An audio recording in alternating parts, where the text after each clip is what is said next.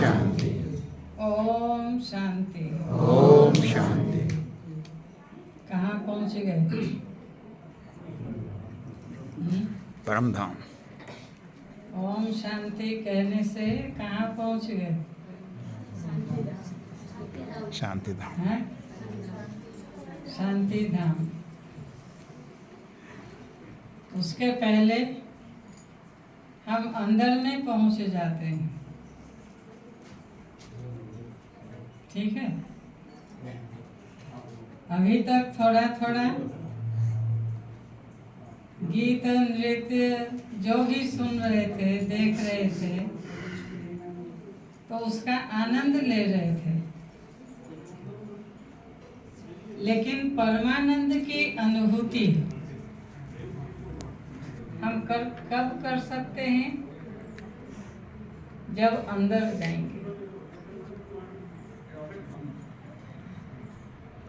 कहते हैं एक हॉस्पिटल में अचानक आग लग गई।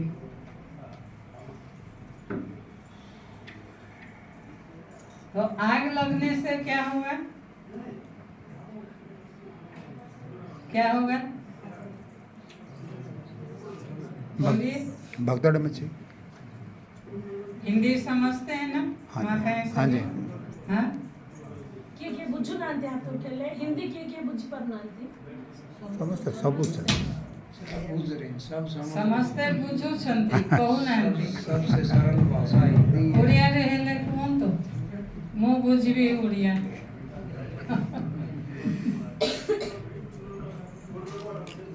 तो बहुत सारे पेशेंट जो है वो भागने लगे, लेकिन उसमें एक योगी भी था। पेशेंट के रूप से एक योगी भी भर्ती था। तो जब सब शांत हो गया तो हॉस्पिटल के मालिक ने पूछा कि सब तो भाग गए, किंतु आप क्यों नहीं भागे? तो उन्होंने बड़ा सुंदर जवाब दिया कि सब बाहर भागे और हम भीतर भागे। अब यहाँ अगर कुछ हो जाए, आप सभी क्या करेंगे?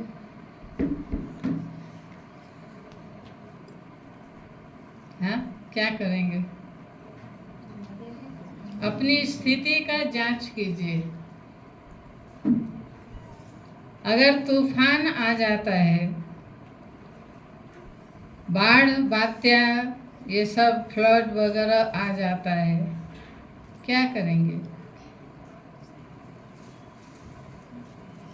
बताइए। भागेंगे नहीं। ना पानी में डूबेंगे? बाढ़ में तो बाढ़ हमको बहा के ले जाएगी ना, तो हम क्या करेंगे? सामना करेंगे और पानी तो अब ढकेल देगा, ऐसा धक्का देगा वो तो बड़े बड़े मकान मोटर कार सबको बहा के ले जाता है। तो हम क्या हैं उसके आगे? किंतु मजे की बात, बाबा ने हम सभी बच्चों को ये कहा है कि बच्चे जैसे आप योग करते हो तो अपने लिए भी योग करते हो और साथ साथ सारे विश्व को भी सकाश देते हो। विश्व की सर्व आत्माओं को योग का दान देते हो, तो कितनी बड़ी सेवा होती है। और उसी दान के आधार से आज सारे विश्व के अंदर सेवाएं चल रही हैं। भाई साहब ने तो 100 कहा, किंतु अभी 150 कंट्री में सेवाएं चलती हैं। बाबा के वहाँ की भाषा वाले बच्चे निकलते हैं और बाबा के आगे समर्पण होते हैं। तो बाबा ने ये कहा है कि आत्माओं की भी सेवा करनी है, अपनी भी सेवा करनी है, लेकिन उसके साथ साथ प्रकृति की भी सेवा करनी है। ये जो 5 तत्व है जिसको हम देखते हैं इन चर्म चक्षुओं से, इनको भी प्रकाश देना है। पशु पंछियों को भी प्रकाश देना है। क्यों? क्योंकि सतयुग में जब हम जाएंगे तो यही प्रकृति हमारी दासी होगी, सहयोगी होगी, अर्थात मर्यादित अवस्था में संयमित रूप में रहेगी। और पशु पंछी भी बहुत ही प्यार प्रेम से चलेंगे, हिंसा नहीं होगी। पंछियों की चहचहाहट से संगीत बजेगा, उससे स्वर निकलेगा, ट्यूनिंग निकलेगी, उसी का लोग देवताएं आनंद लेंगे। तो अगर आपने प्रकृति को भी प्रकाश दिया है तो विनाश के समय, जब विनाश काल आएगा तो उस समय भी प्रकृति आपकी सहयोगी बन जाएगी।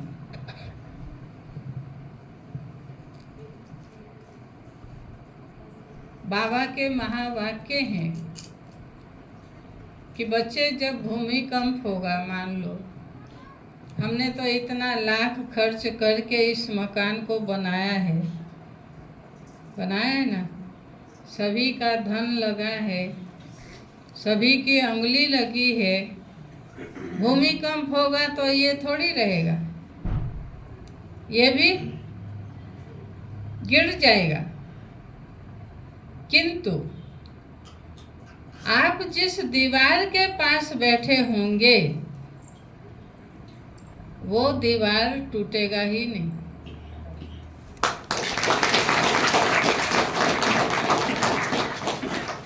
ये बाबा ने कहा है। इस रीति से प्रकृति आपकी सहयोगी बन जाएगी। तो उस समय आप क्या करेंगे? अंदर ही अंदर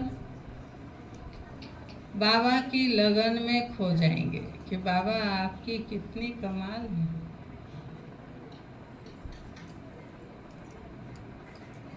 अगर बाढ़ आएगी, फ्लड आएगा, सुनामी आएगी, आप जहां खड़े होंगे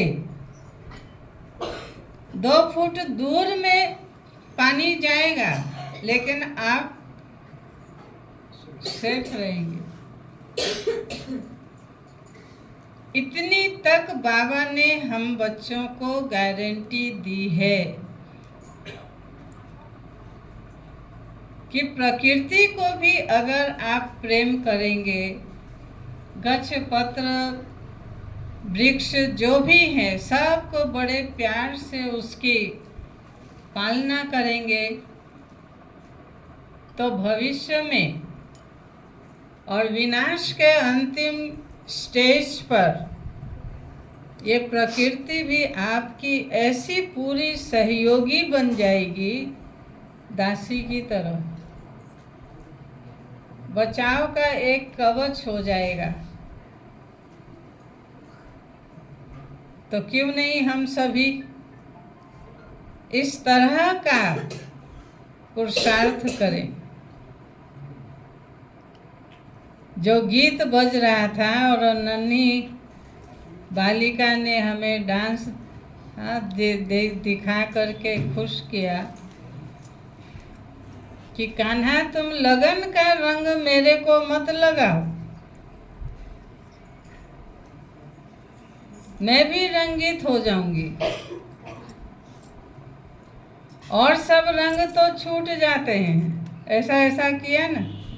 उड़िया तो पूरा समझ में नहीं आता, लेकिन जो भाव था, और रंग छूट जाते हैं, लेकिन ये रंग छूटेगा नहीं, इसलिए मेरे को लगन का रंग नहीं लगाओ। बाबा क्या कहता है कि बच्चे मेरी लगन में सदा सराबोर रहो, प्रीत की लगन की रंग में हमेशा डूबे रहो।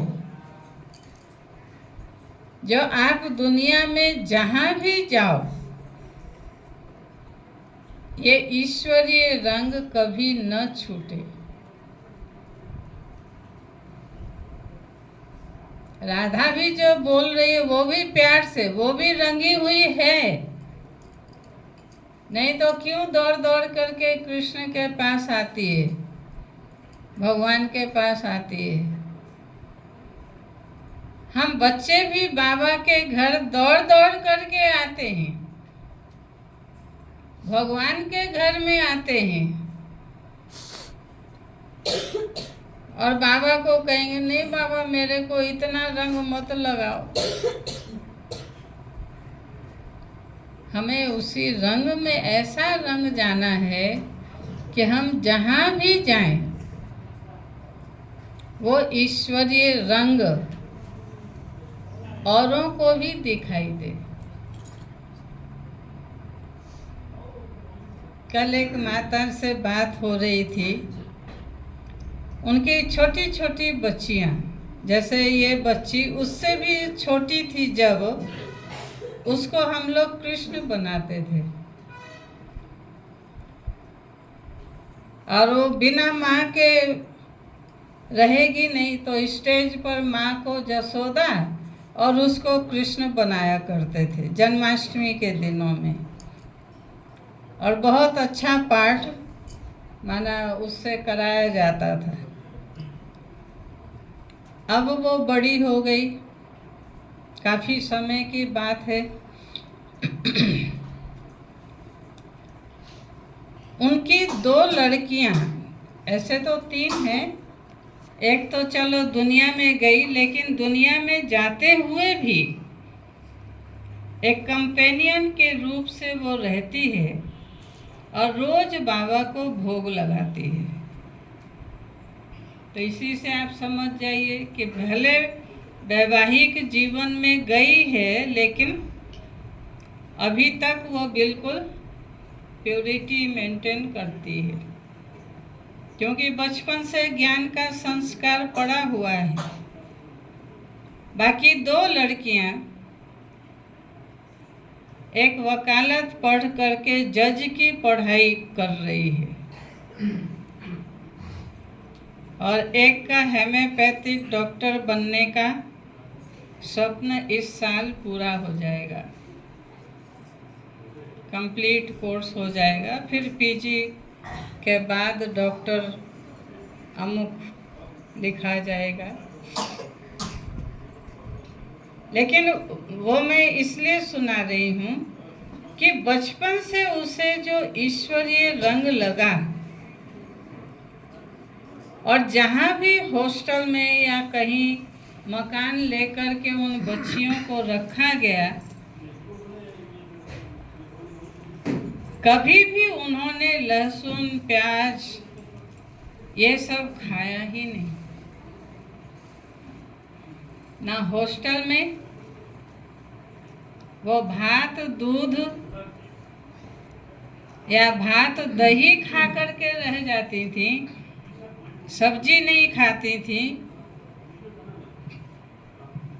इस तरह से उनका जीवन व्यतीत हुआ और आज वो इस मुकाम पर पहुंच गई हैं। तो इससे भी स्टूडेंट जो साथी रहते थे उनके ऊपर भी तो वो असर पड़ेगा ना, उनको भी तो दिखाई देगा कि ये कितने पक्के धारणा में है। हम भोजी में जाएंगे तो सोचेंगे चलो दूध का तो खीर है ना, खीरी टिके खाई देवा,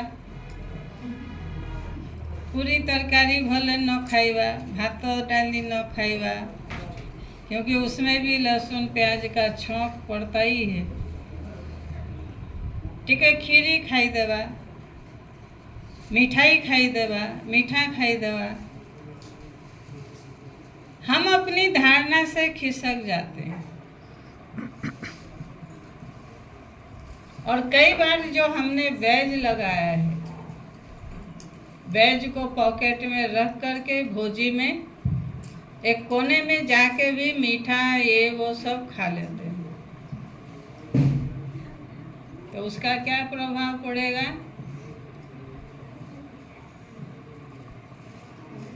आज बाबा ने कहा बेहद के वैरागी बनो।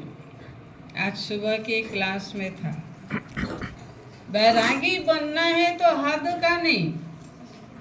आप कहेंगे घर में हम लहसुन प्याज नहीं खाते, हमारे घर में नहीं बनता है, ज्ञान में चलते हैं नहीं बनता है। लेकिन जब और किसी के घर में जाते हैं, रिलेटिव्स के घर में, संबंधियों के घर में, रिश्तेदारों के संबंध मित्र जो भी हैं उनके घर जाते हैं तो क्या करें बहन जी, खाना पड़ता है। अगर नहीं खाएंगे तो वो क्या सोचेंगे? उनका सम्मान रखने के लिए मैंने खा लिया। इच्छा तो नहीं थी, मेरी अंदर से इच्छा नहीं थी, किंतु उनका मैंने सम्मान रखा। तो देहधारियों का सम्मान रखा, भगवान का सम्मान,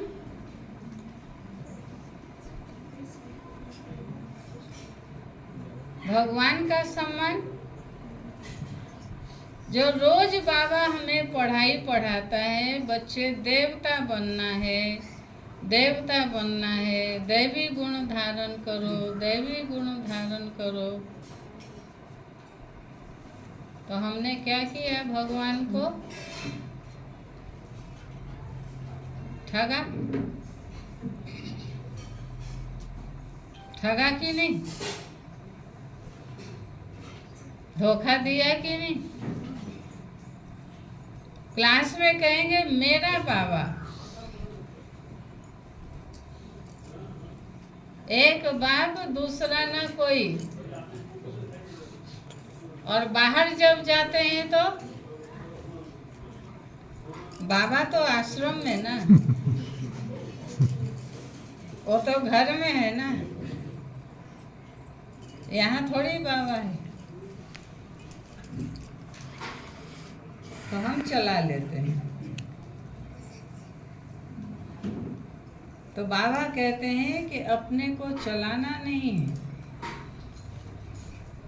अभी का जो अंतिम समय चल रहा है, अगर अभी भी अपने आप को हमने चलना नहीं सीखा, स्वयं को चलाना नहीं सीखा, तो फिर और क्या सीखा? तो समय अंतिम क्षण है।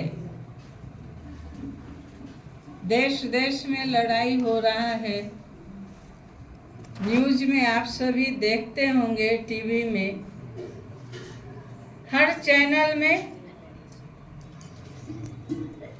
यूक्रेन रशिया का तो चल ही रहा है। अब दूसरा युद्ध आरंभ हो गया इजराइल हमास का। फिर उसमें और भी देश जुड़ते जा रहे हैं। तो इतने ऊंचे ऊंचे अट्टालिका, मकान, बिल्डिंग कैसे गिरता है? कितना आराम से गिर जाता है। तो हमने अपने जीवन में क्या कमाई की?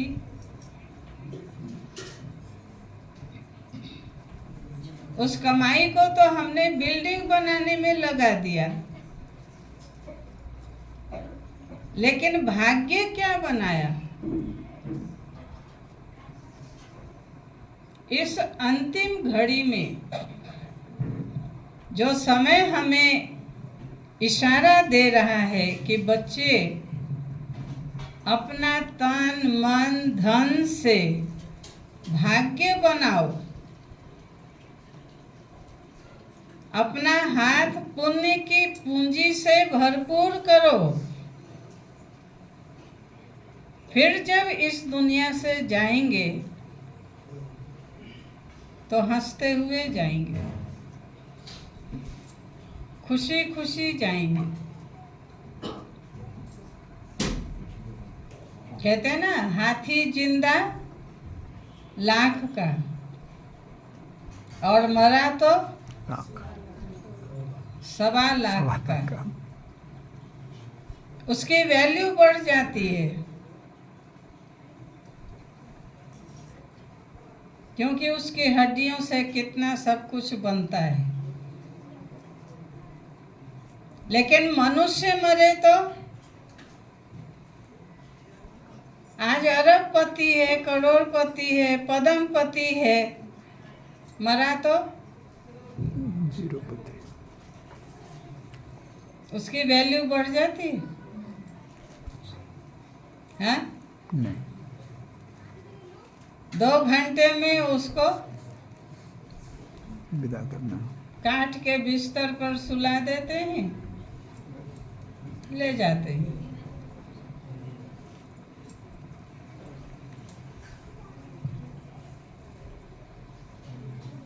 मुखाग्नि दे दिया, भस्म किया, रिटर्न चले आते हैं। तो क्या भाग्य बना?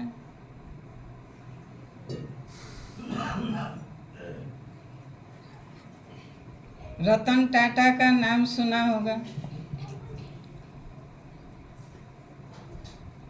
वो अपने इनकम से 75% औरों की सेवा में लगाते हैं। और अंबानी भी एक परिवार है। वो कौन सी सेवा में लगाते हैं? पैसा उनके पास भी है। उनकी युगल डेली 1 कप 3 लाख का चाय पीती है। अगर चाय पीती है तो उसका दाम है 3 लाख। और रतन टाटा कहीं वृद्धाश्रम बना दिया, कहीं कुष्ठ आश्रम बना दिया, कहीं मूक बधिर आश्रम बना दिया। टाटा में आप जाएंगे, जमशेदपुर में बहुत सारे ऐसी संस्थाएं, और जहाँ जाते हैं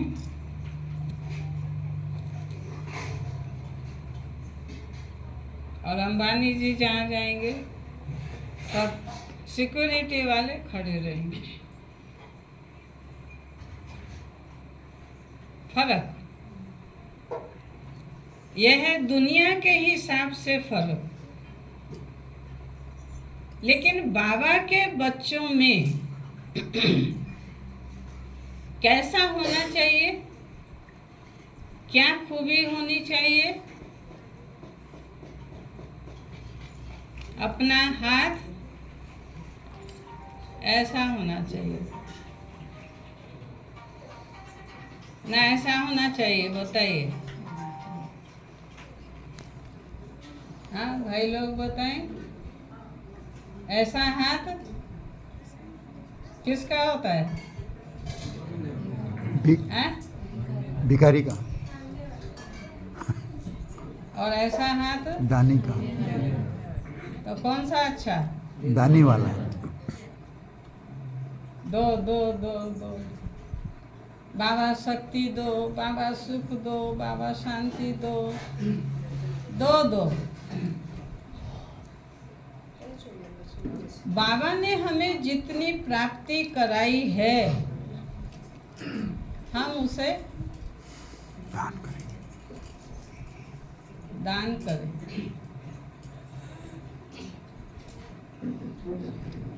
इस अंतिम वेला में ही ईश्वरीय बैंक खुलता है। हम आपसे पूछेंगे आपके बैंक में कितना जमा है, बताएंगे आप?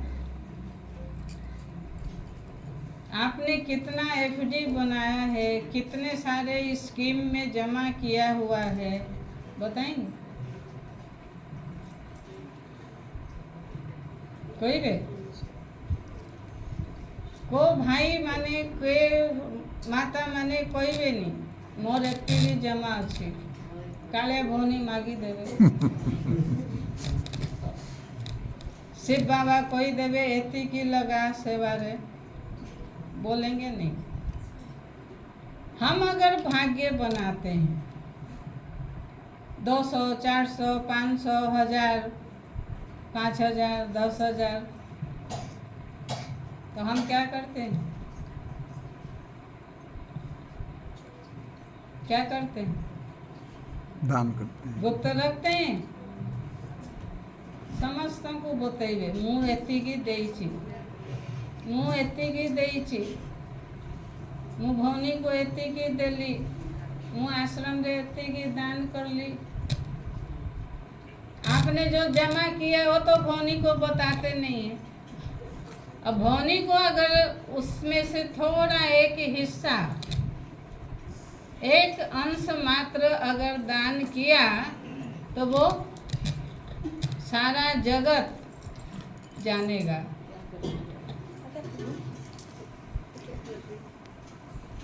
तो भाग्य बना, वो हमारा भाग्य बना। ना।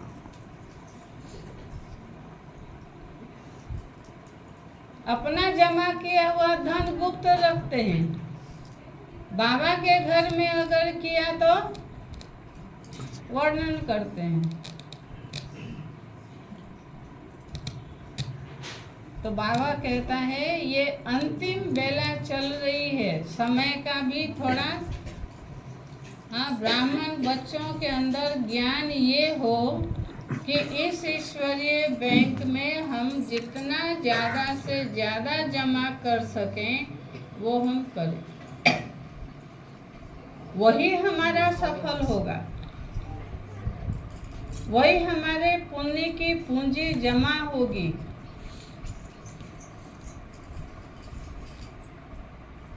कई बार ऐसा होता है हम 500 का नोट दिखा के, सबको दिखा के हम बहन जी को पकड़ाते, भौनी ये नोट नियंत्रण, हाँ ये सेवा अच्छी एटा नियंत्रण, तो सबकी आंखों में गया ना।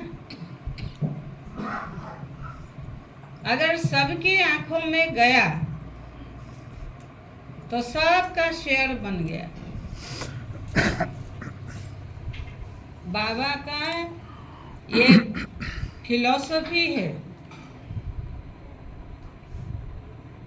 कि धन को जितना आप गुप्त करेंगे उतना उसकी शक्ति बढ़ेगी।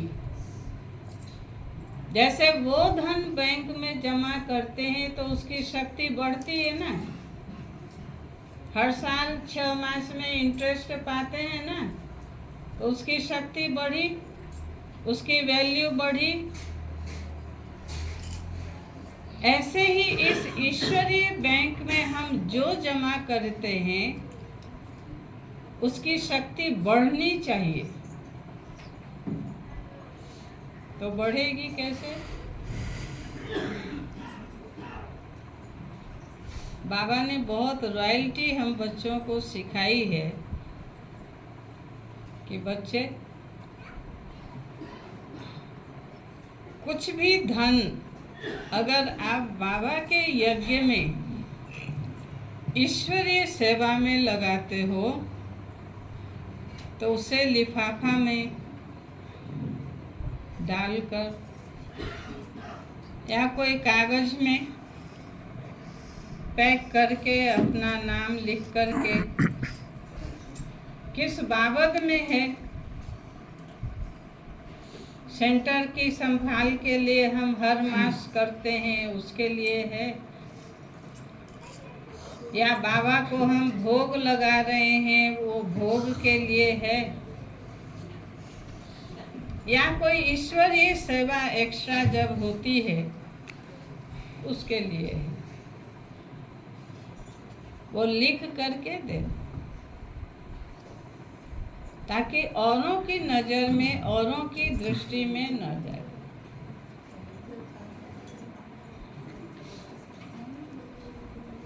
टाइम हो गया। तो कहने का भाव ये है कि जब हमारा हाथ इस तरह से होगा तभी हम ऐसे बन सकते हैं। ऐसा हाथ किसका होता है? किसका होता है? देवता। देव देवियों का होता है। हर हाथ में कोई न कोई अलंकार होगा, लेकिन एक हाथ खाली रहता है वरदान देने के लिए। तो अगर आपने अपने अंदर वो शक्ति भरी है, पुण्य की शक्ति, पुण्य की पूंजी, तभी आप ऐसे बन सकते हैं। नहीं तो गीत गाते रहिए, हम सूर्यवंशी बनेंगे, चंद्रवंशी बनेंगे, लक्ष्मी नारायण बनेंगे। यहाँ किस लिए आते हो? कौन सी पढ़ाई पढ़ते हो? देवी देवता बनने की पढ़ाई। लक्ष्मी नारायण हेवा कहीं पढ़ाई, किंतु हाथ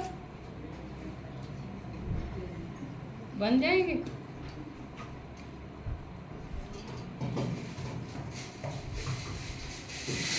मैं बात तो बाबा कहते हैं कि इस अंतिम समय की कदर हर बच्चों के अंदर होनी चाहिए। हम लोग जब बचपन में आते थे ना ज्ञान में, वो मिट्टी का जो सड़े क्या बोलते हैं, हम लोग गुल्लक बोलते हैं, पैसा जमा करने। तो स्कूल जाने समय उस 4 आना 8 आना उस समय बड़ी चीज थी। तो हम लोग भी जा कर के सेंटर पर भोग वगैरह खाते थे ना। जब भी जाएंगे तो बहनें जो हैं वो, आज तो वो दीदी दादियाँ हो गई, लेकिन उस समय तो उनको बहन ही कहते थे। हम लोग को कभी टोली टोली ये सब देते थे। और गुरुवार को रविवार को भोग लगता था। तो हम लोगों को स्कूल जाने समय, कॉलेज जाने समय जो भी पैसा अगर दिन के नाश्ते के लिए थोड़ा बहुत मिलता, हम लोग उसको जमा करते थे।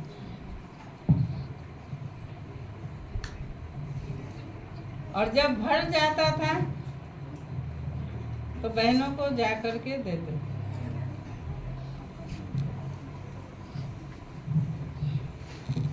तो एक गुरुवार माना हमारे नाम से भोग लगता था। सिर्फ बहनों को ही पता होता था आज नीलम का भोग है। तो उस समय की खासियत ये थी, जो बहनें ध्यान में जाती थी ट्रांस में, तो उनकी आंखें बंद रहती थी। वो भोग का ऊपर का चादर उठाती थी, देखती थी क्या क्या भोग है। एक प्लेट मंगवाती थी, इशारा करती थी प्लेट लाओ। प्लेट, छुरी, ये सब आता था। तो बाबा उनके द्वारा या उनके तन में आकर के अपने हाथों से जो भी भोग बना हुआ होता था डिब्बे के अंदर, फल जो भी, वो सब निकाल निकाल करके प्लेट में रखता था। आंखें बंद हैं, उनको कुछ दिखाई नहीं देता है। जो संदेशी जाती थी ट्रांस में, फिर भले हम कहाँ भी बैठे रहेंगे, बाबा इशारे से बुलाएगा। मैंने इसको इशारा किया, दूसरा उठ जाएगा तो नहीं। जब तक वो ना उठे बाबा इशारा करेगा।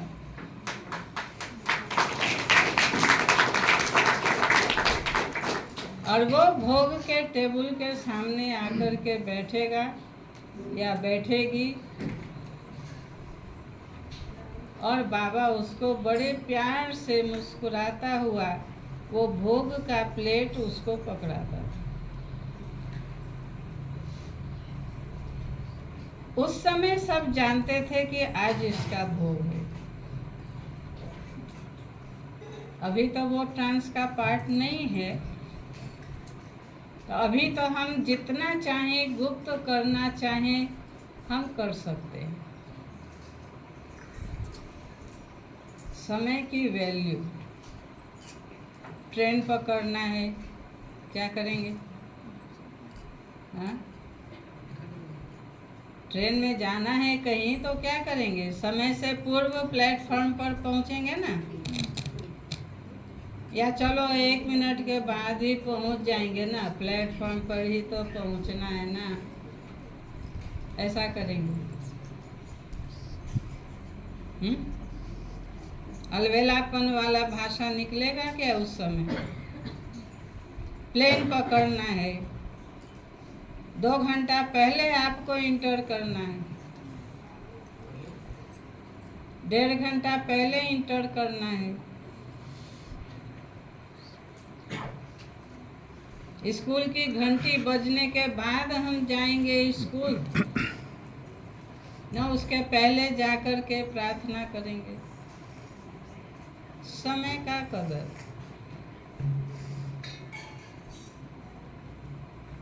बाबा कहता है, बच्चे अभी ये बिल्कुल अंतिम समय चल रहा है। इस अंतिम जन्म को जानो, पहचानो और उस अनुसार अपने तन को, मन को, धन को सेवा में लगाओ। तन को सेवा में लगाएंगे तो निरोगी बनेंगे,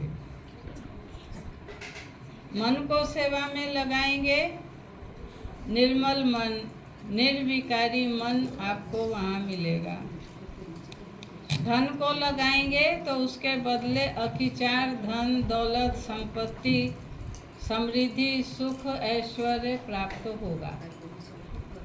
ये सिस्टम है, आत्माओं के खेल का ये सिस्टम है, और प्राप्ति करने का ये सिस्टम है जो बाबा हमको बतलाता है।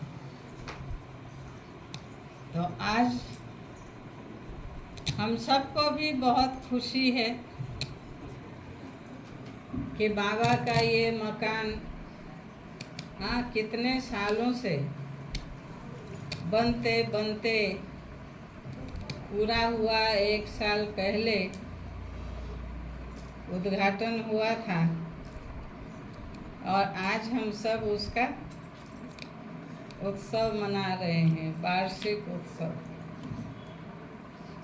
तो उत्सव में प्रवचन तो होता नहीं, लेकिन मैंने सोचा थोड़ा चांस मिला है तो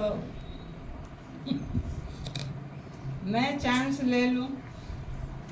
आप कितना चांस लेंगे इन बातों से मुझे मालूम नहीं, किंतु हमने तो अपना चांस ले लिया। तो मेरा तो भाग्य बन गया। अब आपका भाग्य कितना बनेगा वो आप सब अपना अपना देखना। तो आज तो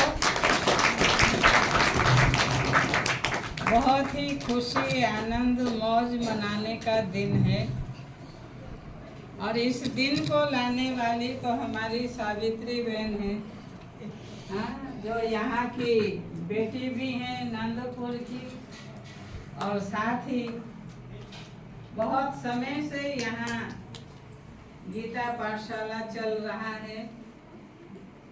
91 में हम लोगों ने नंदपुर में तपस्या वर्ष एक बार चला था। तो उस वर्ष के अंदर एक मास में एक भट्टी चलती थी जहाँ सभी इकट्ठे होते थे। तो एक बार नंदपुर में भी भट्टी हुई तपस्या वर्ष के अंतर्गत, और उसमें से जो भी भाई बहन आते थे बहुत अनुभूति करते थे, अच्छे अच्छे अनुभव करते थे उस समय। और इतनी लगन से 3 दिन की भट्टी चलती थी, और जिस स्थान पर जो भट्टी चलती थी वहाँ का जो भी रहने वाला भाई हो कि माता हो कि बहन हो, जो भी हो, वो सारा खर्च वो उठाते थे। तो वर्ष में एक बार चांस सबको मिलता था, एक बार ही, तो वो चांस को भी लेते थे। तो बहुत अच्छी तरह से भट्टी चलती थी। और उसके बाद से ही यहाँ क्लास चलने लगा ना, यहाँ की भी कुछ आत्माएं निकली और बाबा के बच्चे बने। पुराने तो हाँ, अभी पहले यंग थे, अभी सब बुजुर्ग हो गए। अब उनकी सेवा करने के लिए सभी यंग बच्चे जो भी यहाँ पर निकले हैं, तो बाबा की सेवा में और उनकी सेवा में भी मददगार बनेंगे।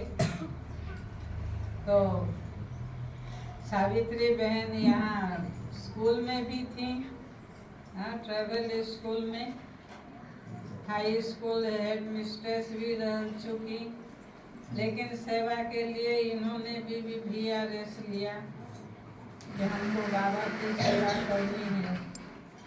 तो ये भी एक तरह से कितना बड़ा त्याग, नहीं तो जब रिटायर्ड होते तो कितना सारा पैसा मिलता, तो उस पैसे का भी उन्होंने त्याग किया और VRS लेकर के बाबा की सेवा में लग गई नंदपुर में। और फिर धीरे धीरे सेवा बढ़ती गई। फिर सिमलीगुड़ा खुला, फिर सिमलीगुड़ा में भी मकान बन गया, तो मकान का देख रेख भी तो चाहिए ही चाहिए। तो हर जगह सेवाओं की धूम चलती रही, और उसके बदौलत ही सावित्री बहन सोना बेड़ा से सिमलीगुड़ा आई। यहाँ का मकान भी बन रहा था और इसमें पूरा इनका भी काफ़ी सहयोग रहा, और सभी भाई बहनों का भी उंगली लगाई है। तो अभी रूबी बहन यहाँ पर संभाल रही हैं, बाकी देख रेख तो सावित्री बहन को ही करना है पूरा। तो इस तरह से सभी का एक दूसरे के साथ एक मत होकर के सहयोगी बनते हैं तो बहुत अच्छा रहता है। और आप सभी जो यहाँ के भाई बहन हैं, जो आज अन्य गीता पाठशालाओं से भी आए हुए हैं, सभी को और यहाँ वालों को भी, नंदपुर निवासियों को भी बहुत बहुत दिल से मुबारक हो, मुबारक हो, मुबारक हो।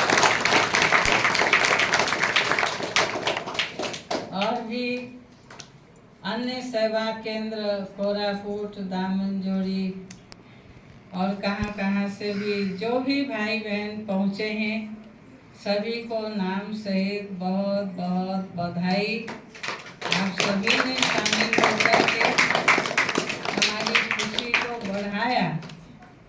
एक दूसरे की खुशी को बढ़ाया, तो ये भी बहुत बड़ा सहयोग है। तो इसलिए मैं सभी को होलसेल पुनः मुबारक देती हूँ, बधाई देती हूँ।